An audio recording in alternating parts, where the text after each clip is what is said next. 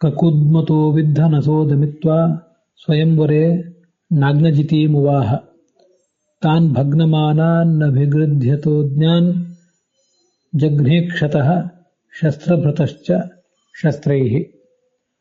ಭಾಗವತದ 3ನೇ ಸ್ಕಂದದ 3ನೇ ಅಧ್ಯಾಯದ 4ನೇ ಶ್ಲೋಕ ಈಗ ನಾವು ನೋಡಬೇಕಾಗುತ್ತೆ. ಕೃಷ್ಣ ರುಕ್ಮಿಣಿಯನ್ನ ವರಿಸಿದ್ದನ್ನ ಈ ಹಿಂದೆ ಹೇಳಿದರು. ಈಗ ನಗ್ನಜಿತಿ ಅನ್ನೋವಳ ಬಗ್ಗೆ ಹೇಳ್ತಾರೆ. ನಗ್ನಜಿತಿ ರಾಜನ ಮಗಳು, ಅವಳ ಹೆಸರು ನೀಲ ಅಂತ. ಆ ಒಂದು ಸ್ವಯಂವರದಲ್ಲಿ ಹೀಗೊಂದು ಪಣ ಇತ್ತು. 7 ಗೂಳಿಗಳನ್ನು ಕಟ್ಟಬೇಕಿತ್ತು. ಆ ಗೂಳಿಗಳಿಗೆ ಒಂದಕ್ಕೂ ಕೂಡ ಮೂಗುದಾರ ಹಾಕಿರಲಿಲ್ಲ. ಮೂಗುದಾರ ಹಾಕಿದ್ರೆ ಸ್ವಲ್ಪ ಅವನು ನಿಯಂತ್ರಿಸುವುದೇನೋ ಸುಲಭ. ಆದರೆ ಮೂಗುದಾರ ಹಾಕದ 7 ಗೂಳಿಗಳನ್ನು ಕಟ್ಟಿ ಹಾಕಿ ಪಣ ಗೆದ್ದು ಆ ನೀಲಾದೇವಿಯ ಹೃದಯವನ್ನು ಗೆದ್ದ. ಉಳಿದ ರಾಜಕುಮಾರರು ನೀಲಾದೇವಿಯನ್ನು ಪಡೆಯಲಿ ಅಂತಲೇ ಬಂದಿದ್ರಲ್ಲ, ಅವರಿಗೆ ಈ ದೇವಿ ಭಗವಂತನಿಗೆ ಸಲ್ಲಬೇಕಾದವಳು ಅನ್ನುವ ಎಚ್ಚರ ಇರಲಿಲ್ಲ.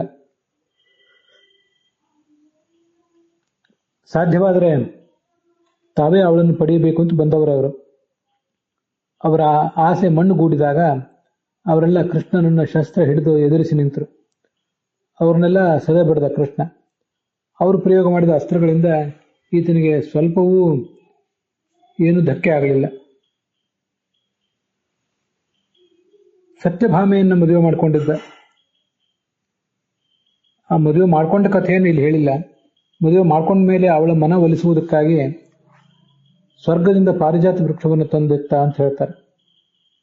ಅದನ್ನು ನೋಡಿದ್ರೆ ಈ ಜಗತ್ತಿನಲ್ಲಿ ಹೆಣ್ಣಿನ ಮನ ಗೆಲ್ಲುವುದಕ್ಕಾಗಿ ಒಬ್ಬ ಪಾಮರ ಮನುಷ್ಯ ಹೇಗೆ ವರ್ತಿಸಬಹುದು, ಹಾಗೆ ಇವನು ವರ್ತಿಸಿದ್ದು ಅಂತ ಕಾಣಿಸ್ತದೆ. ಸ್ವರ್ಗದಿಂದ ಕೃಷ್ಣ ಪಾರಿಜಾತ ವೃಕ್ಷವನ್ನ ತಂದಿಟ್ಟಾಗ ಸ್ವರ್ಗದ ಒಡೆಯ ದೇವೇಂದ್ರನಿಗೆ ಕೋಪ ತಡೆಯುವುದಾಗಲಿಲ್ಲ. ತನ್ನೆಲ್ಲ ದೇವತಾ ಪರಿವಾರ ಸಮೇತನಾಗಿ ಕೃಷ್ಣನನ್ನು ವಿರೋಧಿಸಿದ. ಆದರೆ ಹಿಂದೆ ಇದೇ ನರಕಾಸುರನೇ, ಇದೇ ಇಂದ್ರನೇ ನರಕಾಸುರನ ಪೀಡೆಯನ್ನು ತಾಳಲಾಗದೆ ಕೃಷ್ಣನ ಮುಂದೆ ಬಂದು ಶರಣಾಗಿ ಯಾಚನೆ ಮಾಡಿದ್ದ, ನರಕಾಸುರನನ್ನು ನೀನು ಸಂಹರಿಸಬೇಕು ಅಂತ. ಆ ನರಕಾಸುರ ಬೃಹದಾಕಾರನಾದವನು. ಆಕಾಶವನ್ನು ಮುಟ್ಟುವ ಆತನದ್ದು ಆಕಾರ. ವಸ್ತುತಃ ಆತ ಈ ಭಗವಂತನಿಂದಲೇ ಭೂಮಿಯಲ್ಲಿ ಭೂದೇವಿಯಲ್ಲಿ ಹುಟ್ಟಿದವನು. ಈ ನರಕಾಸುರನನ್ನು ಕೃಷ್ಣ ತನ್ನ ಚಕ್ರದಿಂದ ಸಂಹರಿಸಿದ. ಮುಂದೆ ಆತನ ತಾಯಿ ಭೂದೇವಿ ಬಂದು ಪ್ರಾರ್ಥನೆ ಮಾಡಿದಾಗ ನರಕಾಸುರನ ಮಗ ಭಗದತ್ತನಿಗೆ ಆ ರಾಜ್ಯವನ್ನು ಕೊಟ್ಟು ಅವನ ಅಂತಃಪುರಕ್ಕೆ ಹೋದ. ಅಲ್ಲಿ ನರಕಾಸುರ ಸಂಹಾರ ಮಾಡಿ ತಂದಿಡಿಸಿದಂತಹ ರಾಜಕುಮಾರಿಯರಿದ್ರು. 16,100 ಜನ ಇದ್ರು ಅವರು. ಅವರೆಲ್ಲ ಕೃಷ್ಣನನ್ನೇ ಪ್ರೇಮಿಸಿದ್ದವರು. ಅವನು ಬಂದಾಗ ಅವರು ಸಂತೋಷ, ಅದನ್ನು ಮೀರಿದ ನಾಚಿಕೆ, ಅನುರಾಗಗಳಿಂದ ತಮ್ಮ ಕಣ್ಣುಗಳಿಂದ ಆತನನ್ನು ನೋಡಿದರು. ಪತಿಯಂತೆ ಸ್ವೀಕಾರ ಮಾಡಿಯೇ ಬಿಟ್ರು.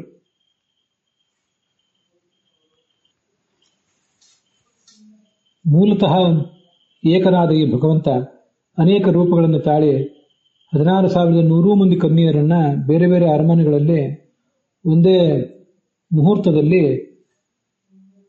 ಶಾಸ್ತ್ರಬದ್ಧವಾಗಿ ಮದುವೆ ಮಾಡಿಕೊಂಡ. ಹೀಗೆ ಇವತ್ತು 5 ಶ್ಲೋಕಗಳನ್ನು ನೋಡಿದ್ದೇವೆ.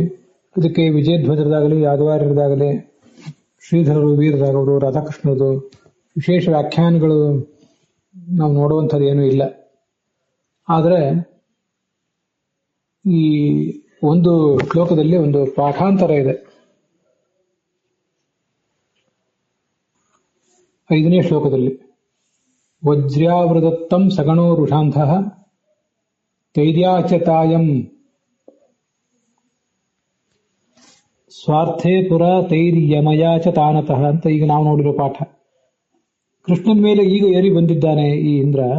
ಆದರೆ ಈಗ ಇದೇ ಇಂದ್ರನೇ ಹಿಂದೆ ನರಕಾಸುರನ ಪೀಡೆಯನ್ನು ಪರಿಹರಿಸುವಂತ ಅದೇ ಕೃಷ್ಣನನ್ನ ಎಲ್ಲ ದೇವತೆಗಳೊಂದಿಗೆ ಬಂದು ಪ್ರಾರ್ಥಿಸಿದ್ದ.